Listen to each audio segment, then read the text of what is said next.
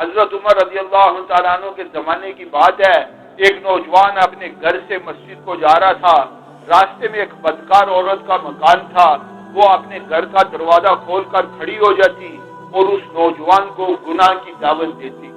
وہ نوجوان اپنی نگاہ کو جھکا لیتا اور مسجد کو چلا جاتا۔ کافی عرصہ ایسے ہوتے رہا۔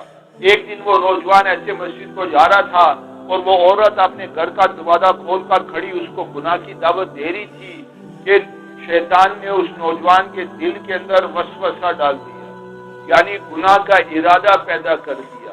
تو اس نوجوان کے قدم مسجد کے راستے سے ہٹ گئے اور اس عورت کے گھر کی طرف اٹھ گئے۔ ابھی اس نے چند قدم ہی اٹھائے تھے کہ ایک دم اس نے چیخ ماری اور بے ہوش ہو کر گر گیا۔ آنے جانے والوں نے پہچان لیا کہ بھئی یہ تو فلانا ہے، اس کو اٹھایا اور اس کے گھر پہنچا دیا۔ کافی دیر بعد اس کو ہوش آئی۔ جب ہوش آئی تو لوگوں نے پوچھا کہ کیا ہوا؟ اس نے سارا قصہ سنایا کہ ایسے میں مسجد کو جاتا تھا اور وہ عورت مجھے گناہ کی دعوت دیتی تھی اور میں اپنی نگاہوں کو جھکا کر مسجد کی طرف ہو جاتا، لیکن آج شیطان نے میرے دل میں وسوسہ ڈالا اور میرے قدم اس کے گھر کی طرف اٹھ گئے۔ ابھی میں نے چند قدم ہی اٹھائے تھے کہ ایک دم مجھے خیال آیا کہ یہ تو گناہ ہے اور اگر میں نے یہ گناہ کر لیا تو مجھے تو جہنم کے اندر جلنا پڑے گا۔ تو جہنم اپنی ہولناکیوں کے ساتھ میرے سامنے آ گئی اور جب جہنم کا مجھے استحضار ہوا تو میں بے ہوش ہو کر گر گیا۔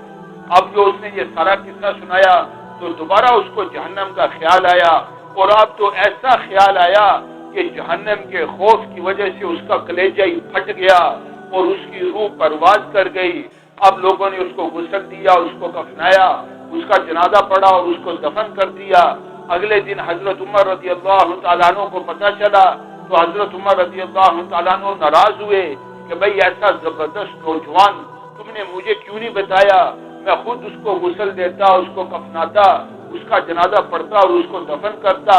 پھر حضرت عمر رضی اللہ تعالیٰ عنہ اس کے گھر آئے، گھر میں آ کر تعزیت کی اور پھر اس کی قبر پر گئے اور قبر پر جا کر یہ آیت پڑھی وَلِمَنْ خَافَ مَقَامَ رَبِّهِ جَنَّتَانِ، کہ جو اپنے رب کے سامنے کھڑا ہونے سے ڈرا اس کے لیے 2 جنتوں کا وعدہ کیا جاتا ہے۔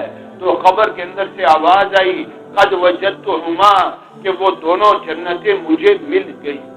تو میرے بھائیوں، مرنے کے بعد ایک زندگی ہے اور وہ ایک حقیقت ہے اور ہم میں سے ہر ایک نے مرنا ہے اور اللہ کے سامنے پیش ہونا ہے اور اپنے ہر عمل کا حساب دینا ہے۔